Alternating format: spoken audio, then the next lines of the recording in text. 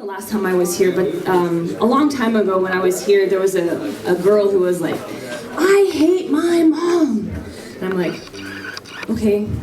But she was like going at it, like, I really hate my mom, I hate my mom. And I had just recently lost a parent, and I'm like, you don't even know how that feels. You know, like, yeah, you hate your parents, but then when they're gone, it really fucking sucks. So this is a poem to my parents. Actually, yes, to my parents, to her.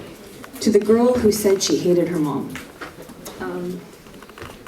It has been over 5 years since my mother held me in her arms and I heard her gentle breaths, felt the power of her touch, heard her laughter.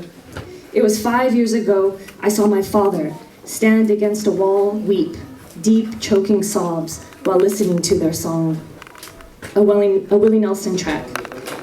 And maybe I didn't hold you all those lonely, lonely times.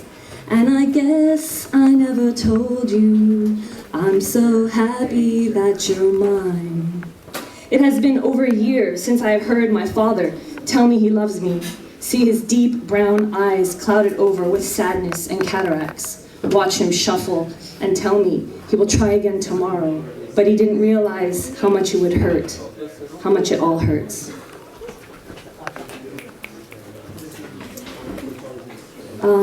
So I'm Armenian, and this year is the 100th year commemoration for the Armenian genocide, and some of you may know that.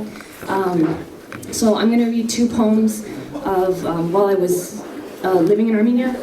This is from a city called Aghdam. It's in a no man's zone between Nagorno-Karabakh and Azerbaijan. And during this time there was a ceasefire, and we would go to Aghdam, which was Azeri held. And we would go and we would break down walls, break the homes down, and take their bricks back to where we were staying at to build our homes. Okay, so this is called Aghdam. Blood was occasionally found as we looted homes, knocking down walls for their white stones. From our enemies, my Ungers would announce, trying to imagine these enemies as they were described, mixing myth with facts. They were monsters with no souls, knocking on our doors, pulling grandparents and children out, whole families extinguished, in public view to no public outrage. Carrying each stone, I felt the weight of these disillusions of humanity, and walking over warm mortars the size of bodies. A child's shoe peeks up from the dirt road, its brightly colored cloth begins to dull under the blazing sun. Laying my final block of the day onto the work truck, my finger is sliced on a jagged stone. Blood of our enemies, one Unger questions and asks and laughs. Little do they really know. This one's called Alone in Ashan. So this is the village that I was at, and I was surrounded by soldiers. Sneaking back into camp, hoping no soldier stops me. The darkness is so pure, constellations long extinct pierce the sky. Looking upward, millions of stars, millions of lives, shining upon me as wolves howl the saddest of tunes, remembering the ghosts of children, chattering and laughing, rustling along the same windy dirt roads that I walk.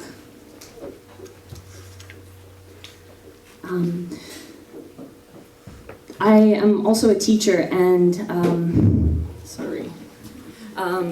I meet a lot of really wonderful, wonderful people that are my students, and I have two poems. One is called Delilah, and that's dedicated to her, and one is called Unique.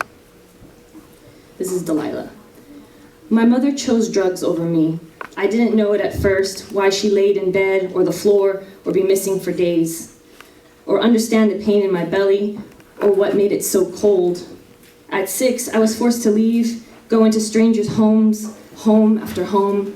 8 years later, my mother, 26, looks 60, hobbles into parent-teacher conferences with her dark wooden cane, her hair cut short to the scalp, a soft moan as she sits down, tries to reclaim lost time, tells them how she's proud of me, but how she has had it so rough. I'm embarrassed as she tries to make my teachers feel sorry for her, just like she does for everyone, her junkie's mantra. This is unique. The first time I saw her, she was standing against the wall of a middle school hallway, darkly weathered, full-bodied, scarred, out of place. "Ma'am, can I help you?" I asked, thinking she was a parent. She scowled at me and said, "I'm waiting on my next class." "Oh," I said, "welcome. I'll see you later then. I'll be your new English teacher." My new 8th grade student, Unique. She had been in and out of schools for 5 years. Her leathery skin and sharp tongue came from endless nights. Her presence was overwhelming. She spoke like she was stabbing people. She knew more about life than most adults, and she knew what school was teaching her was mostly bullshit. "I hate school. These bitch-ass kids try to put me down, but I got their boyfriend so they can just fuck off. Just write me a story. Anything you want, fiction, non-fiction. If it is good, I'll pass you." I was 10 when I first had sex with a man. One of my mother's boyfriends, who let us stay at their apartment when we had no place to go. My mom did nothing as I cried out to her. She said, "Baby girl, you have to learn what a woman has to do sooner or later."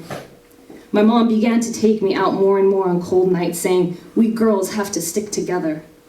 Sometimes I wish I had friends, but I had my own bed for the first time in my life, and sometimes gifts from men who treated me real nice, nicer than my mom. One day, this man started crying when he seen me. My mama hit him and yelled, "This is what you gone and done! This is what you gone and done!" I think that was my father. I look like him. He looks like a nobody. At promotion, she walked up to me with her baby boy. She beamed each time she introduced him. I gave her a hug, and she walked away. Thank you.